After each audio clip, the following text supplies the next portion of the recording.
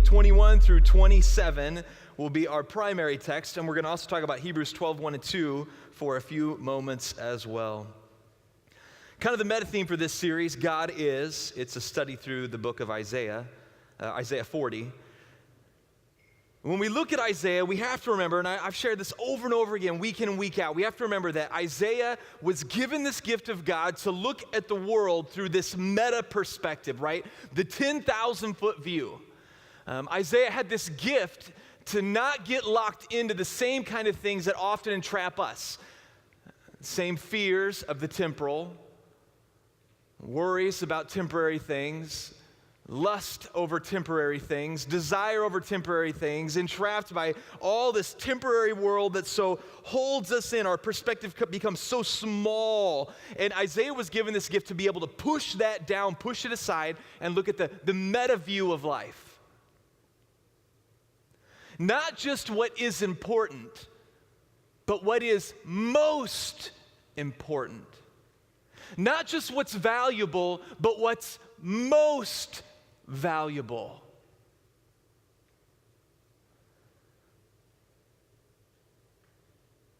Today, I'm not asking if you do well to avoid sin.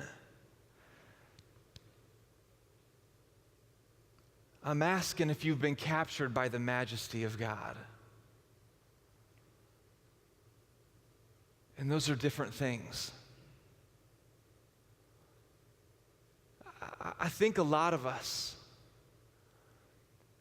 especially in the West, we live in a Christian enough culture that we identify ourselves as Christian, and it's like we're in mentally, and we go to church maybe on the weekends, but God still doesn't have our heart.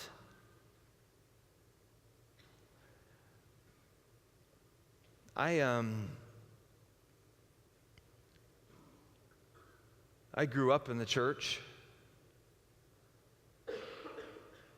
I don't ever remember not being Christian, really. Now, yeah, I went through a season where I kind of rebelled in high school and did some stupid stuff for sure, but I don't really remember not being Christian. And my grandfather, who I've talked about numerous times, the Harley-riding country boy from South Dakota, I was always intrigued by his story of conversion because he didn't get saved till later on in life. And Grandpa really did have a pretty good life. I remember as a little boy, I've shared this with you before, I remember as a little boy, Grandpa taking me to Sturgis. And I remember walking in there with Grandpa and Grandpa going, no, don't look over there. Let's go this way. I remember Grandpa having fun. I remember being around Harleys and lots of Harleys. I remember country boy fishing and hunting. I remember spending time with this guy that I so enjoyed. And his conversion story was always so intriguing to me because he chose Jesus not because his life was falling apart, but for a different reason. My grandpa was an electrical engineer, and often his job would take him on the road. As the story goes, and obviously I wasn't around for this, this is pre-TV era. Grandpa was in the middle of little tiny nowhere, South Dakota, doing some work. In the evening one night, he got out, he was bored, there's nothing to do in a little tiny town, and he's decided to look for some fun. Let's find some fun, something to do, look for a bar, let's go do something. And so Grandpa gets out and drives not the strips, but like the strip with a stop sign and looks for anything that's open in this little tiny town. Nothing. It's hard to party in a conservative, tiny South Dakota, couple of houses town. He ends up going back to his motel, walks in, sits in the room. Now, of course, I was around for this. I've all heard it, various pieces of it over the years. And he looks across the room, and across the room, there's a Gideon Bible sitting out. You know all those Gideon Bibles you see, and you think, why in the world do we pay so much money to put those in there? Does anybody ever read them? Yes. I know one person that has. And for my sake, it was worth it. Grandpa looked across the room. As the story goes, he picked up the Bible one night, sat on his bed. This was pre-TV time. This was before they really had like radios and televisions and all this entertainment in the room. I mean, you really could go to a motel and sit and just reflect on life. There wasn't all of these distractions that you were immersed in back then. And more out of boredom than any other reason, he picked up the Bible, the Gideon Bible, and started thumbing through it and reading the stories of Jesus and his disciples. And he'd go to work during the day and come back in the evenings and read some more, and go to work, come back in these works and read some more. And he kept going through these stories, and as he read through the stories, he discovered something really profound. And this is what I want you to get, okay? Let this next idea seep in deep. He tasted commitment at a level that he had never seen it before by reading through the Gospels. He tasted sacrifice and love at a level that was majestic, for lack of a better word. He tasted hope. He tasted joy that was better than Sturgis. He tasted a wholeness and feeling complete that was way better than any bar he'd ever been to, ever party he'd ever attended. There was something so much more fulfilling found in the Gospels.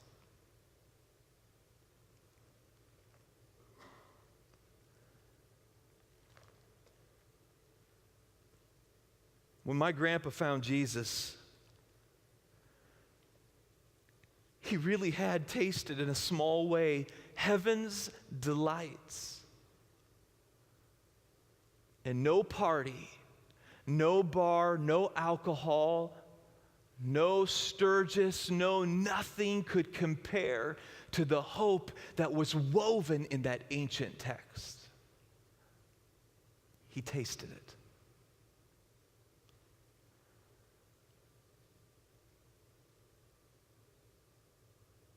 Growing up with my grandfather was pretty cool. He wasn't nearly as refined as many church-born Christians are. He was always an adventure, and it was always fun. But the one thing that I remember about my grandpa, more than many of the other mentors that I've had, is simply this. He didn't just go through life trying to avoid sin.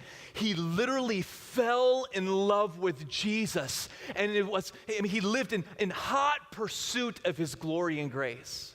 I mean, when he talked about his salvation experience, it wasn't just, well, I grew up in the church and I decided to follow God one day. But when he talked about falling in love with Jesus, you could see in his heart this hunger and desire to taste how good Christ was. It wasn't just a life of avoiding sin. He loved the Gospels. And it made him different. He was different.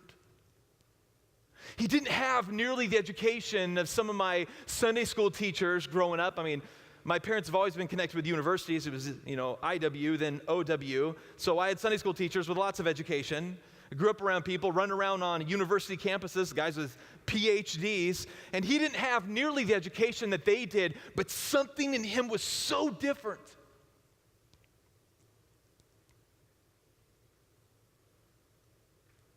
I didn't ever spend time with my grandpa talking about Arminian theology and Calvinism. Didn't spend a lot of time with my grandpa. Now, nothing wrong with that. Those are good debates. I love it. I love school. Those of you that know me, I enjoy school a lot.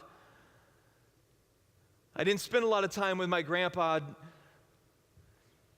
walking through deep metaphysical ideas, at least that he was aware of. Looking back, we did work through a lot of that. He just didn't know that's what he was working through. But every time I was around that old man, I could sense his passion to be with Jesus. It was a heart thing. Dr. John Piper says it really well. When he started to cross that bridge, This tasted so different than what I knew it tasted. This affirmation of happiness and pleasure and desire and delight was, to me, so new in the context of the Christian faith. The renowned Oxford professor C.S. Lewis, who I love a lot, if we consider the unblushing promises of reward and the staggering nature of the rewards promised in the Gospels, it would seem that our Lord finds our desires not too strong but too weak. We are half-hearted creatures fooling around with drink and sex and ambition when infinite joy is offered us, like an ignorant child who wants to go on making mud pies in a slum because he cannot imagine what is meant by the offer of a holiday at the sea. We are far too easily pleased.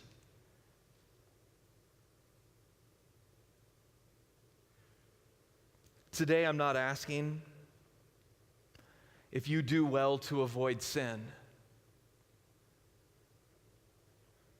I'm asking if you've been captured by the majesty of heaven.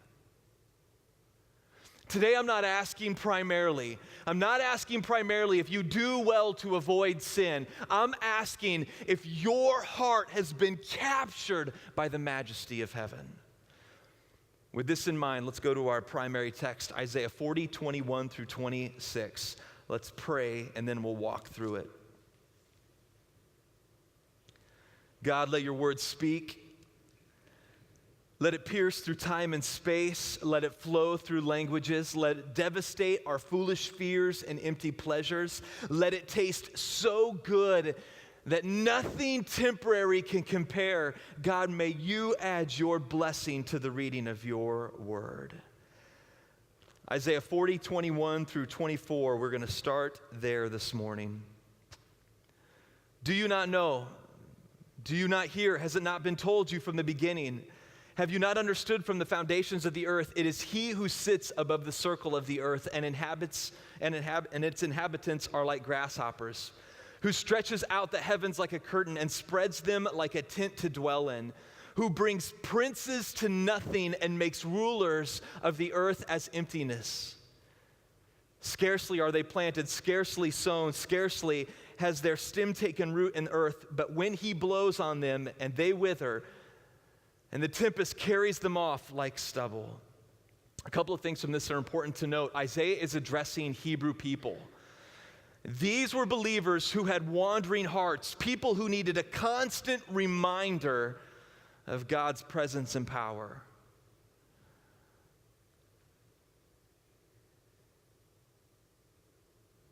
I was thinking this week a little bit about how distracted we are. I was doing a little research online and I came across CBS News. They were talking about how many advertisements we see in life, like how many things are distracting us constantly. Really good. I like this. Cutting Through the Clutter. It says this, their article. Everywhere we turn, we're saturated with advertising messages trying to get our attention.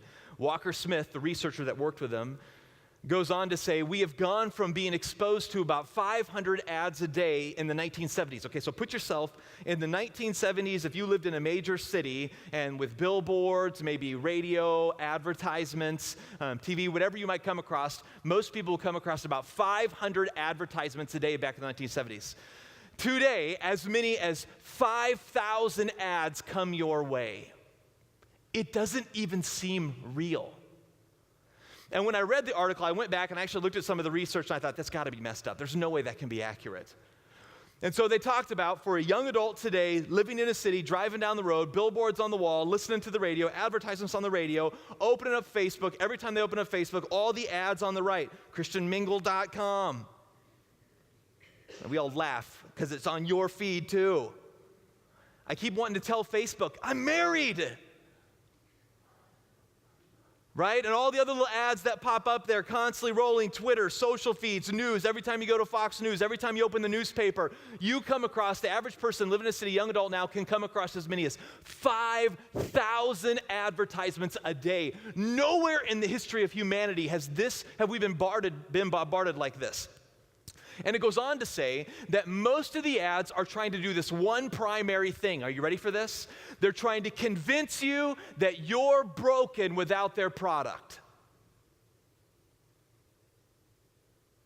That's the one primary message that's coming your way over and over and over again, is you are broken and messed up and you need their product. Even Christian advertisements do the exact same thing. You need this book.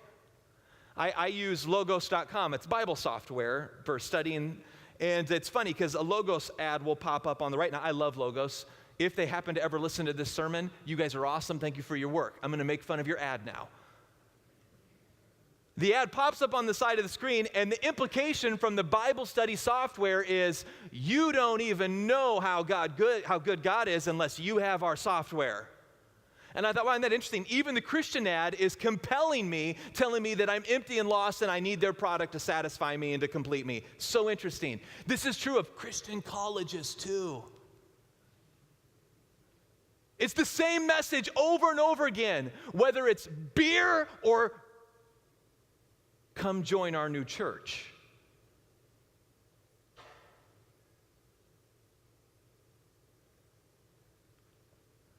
$5,000 times a day. You're broken, you're empty, you need our product. You're broken, you're empty, you need our product. You're broken, you're empty, you need our product. You can't tell me that doesn't affect you. You can't tell me that doesn't affect you at some level. Couple of things I want to point out from this.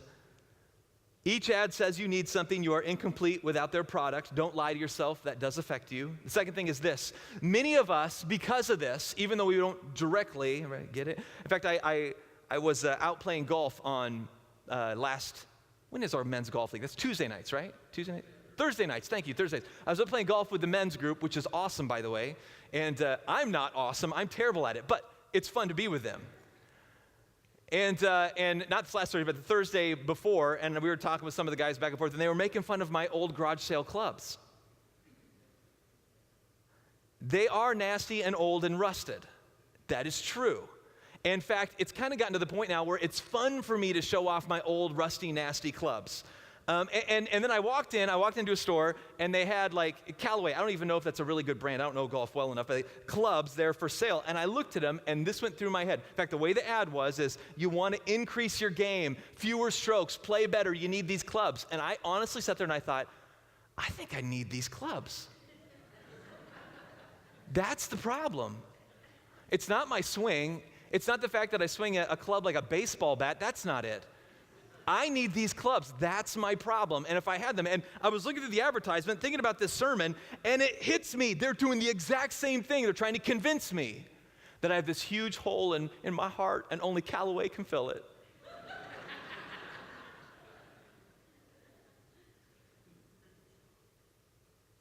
False. 5,000 times a day. You're broken, you're empty, you need some product.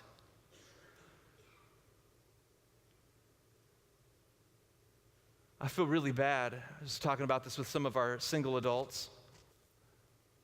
How even those Christian dating things on there, they show the people walking, holding hands, ever more convincing them that they need their money, need to take their money because they got to be in a relationship because that's how they're going to be whole.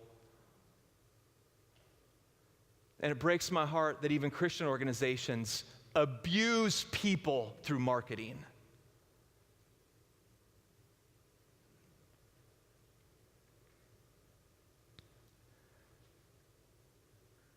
I want to read this again one more time. Do you not know? Do you not hear?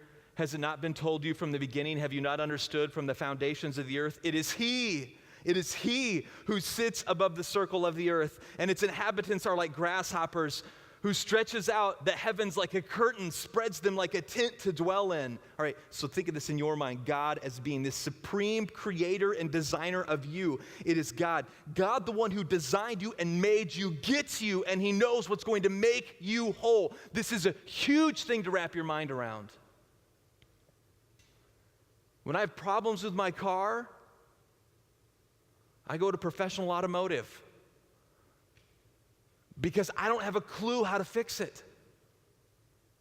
And I want to tell you, those marketing agencies in Callaway has no clue how to really fix your heart, but they tell you over and over and over again that they do. Who is the one that gets you? that knows you, that shaped you, that breathed life into you. Why would you not listen to him and do life his way? It is he who sits above the circle of the earth. Its inhabitants are like grasshoppers, who stretches out the heavens like a curtain, spreads them like a tent to dwell in, who brings princes to nothing. Think about this. He then lays, at that day and age, you got to put yourself historical, contextual reading of the word, critical analysis of the text. Put yourself in their mind. He then lays out things that would have been most important in that day and age. He brings princes to nothing. Makes the rulers of the earth as emptiness. Scarcely are they planted, scarcely sown. I love the imagery, the agrarian imagery that he uses. Scarcely has their stem taken root in the earth when God blows on these things that you are so obsessed with, when he blows on these things that claim to have all your answers. God blows on them and they wither and die because there's nothing really there.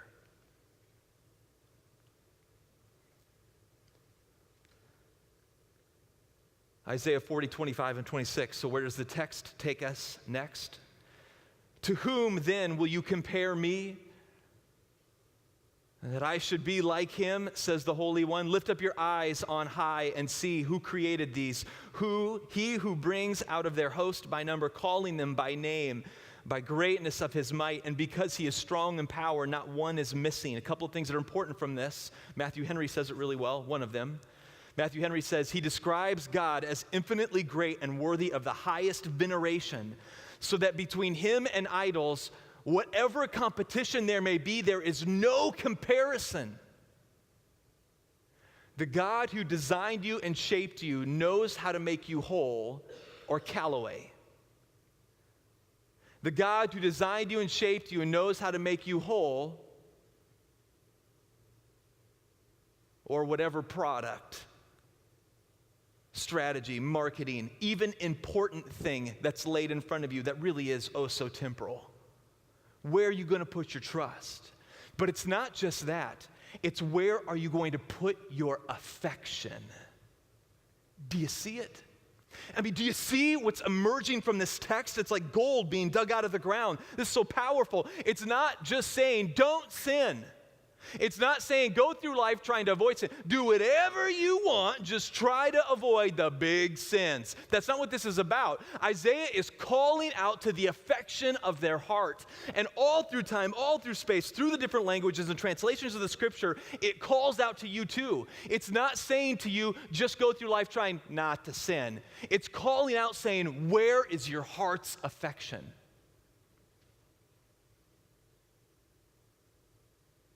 You call yourself Christian, but you give your best time, energy, talent, resources, whatever,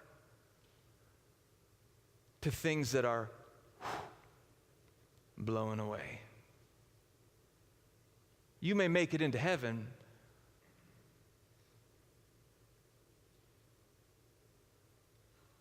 but there's a heart problem for sure. Our lives are a depreciating resource. I'm going to invite Jason to come up. We're just about done. Our lives, okay, now in your mind, I want you to imagine this, okay? So if I click on the literary romantic for just a moment, I want you to imagine in your minds that your life is like a draining laptop battery, okay? Or a phone that's not plugged in, right? It's draining, it's running out. I want you to imagine that your life is like a car that's running out of gas. Eventually it's going to run out of gas. Eventually the battery's going to die. Your life is a tool. It's a depreciating resource. The resource that you have, that you are alive with, it is running out. And eventually you're going to die. Like a dead battery on a technology tool or a car that's out of gas. You're done. And while you are active and while there is fuel in your tank, while the body works, while the blood flows, while the system is engaged and running right, while I can eat, while I can feed, while I can move and talk and engage with people on this planet in this way, while you are active and alive, while the battery is active, right? While there's still some gas in the tank, you have to decide what you are going to expend your depleting resource called life on. You have to decide that. And I think what happens is a lot of people, in their minds and in their hearts, they say, I'm Christian, but they use all of their resource, right? Your depreciating resource. You use all of your energy and your resource to push a company forward that you really don't love, to build a retirement. And it doesn't matter how deep the paycheck gets. When you're dead, it all slips through your fingers anyways. And I'm not saying those things are evil or bad. Get it, hear me. This is not a question of sin. I'm not talking about sin specifically today. I'm asking you, where is your heart?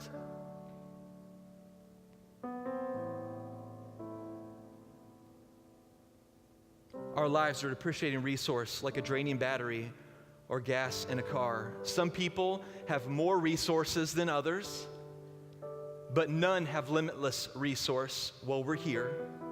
What will you literally spend your life on? What will you give life? What will you give your life to power or empower? I want to leap forward a few hundred years from this text in Isaiah, hundreds of years actually, and we want to land in Hebrews. Hebrews 12, 1 and 2. Therefore, since we are surrounded by so great a cloud of witnesses, let us also lay aside every weight and sin which clings so closely. Let us run with endurance the race that is set before us, looking to Jesus, the founder and perfecter of our faith, who for the joy that was set before him endured the cross, despising the shame, and is seated at the right hand of the throne of God. What are you running towards and running for? Right now, what are you running towards and running for? What are you spending your life's energy on right now?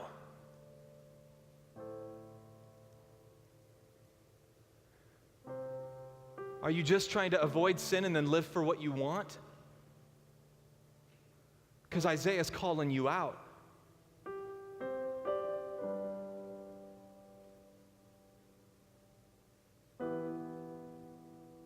Where's your heart?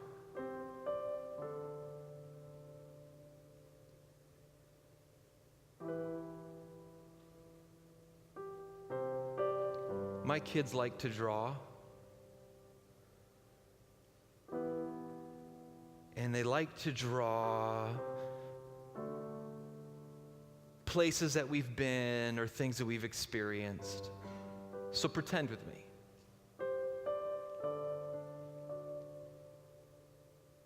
That my youngest walks up and she draws a picture of the ocean, and there's Stick Daddy, still skinny,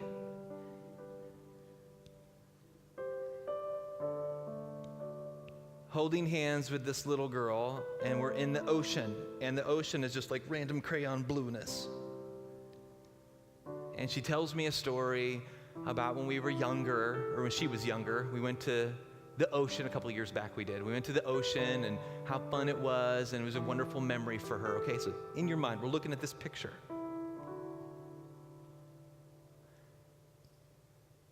And I ask her, I go, Emma, do you remember this very well? And she says, not really. She remembers us talking about it.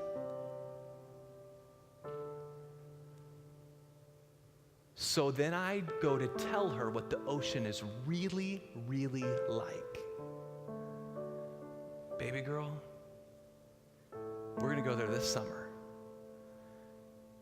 And when you walk out there and it's up to your knees and you're looking across the ocean and you can't see any land anywhere, it takes your breath away. honey, it's so awesome to sit down and be in the water and swim in something so big. It's almost a little scary. It's so big and vast and massive. And baby, you're gonna love it. We're gonna be there with your big brothers. I won't let them mess with you too much. And Emma, you're gonna love it when it's there and it's so real. And I can talk to her about this, but when she finally gets there and experiences how wonderful it is, it's so different than just knowing that you've been there once and looking at a picture. The real thing is so much better. And here's what happens to many Christians. You call yourself Christian, and you are like the Hebrew people following God in Isaiah's day and age. But you've forgotten how good it is to be in love with your designer.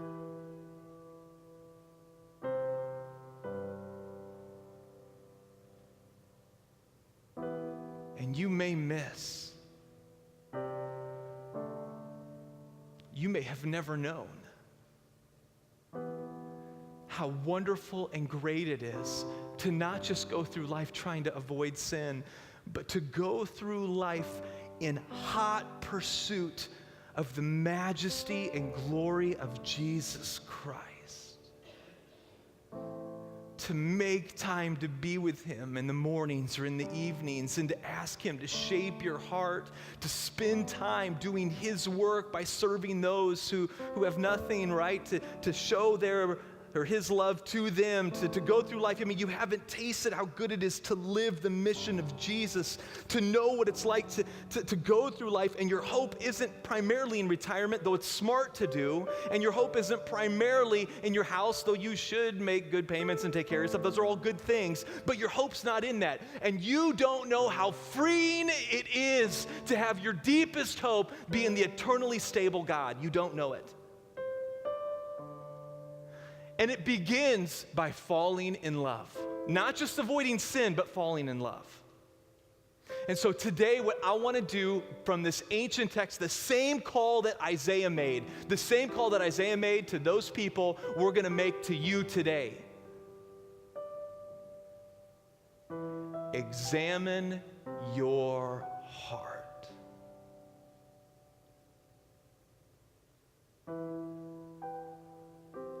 What has your time, energy, money, affection?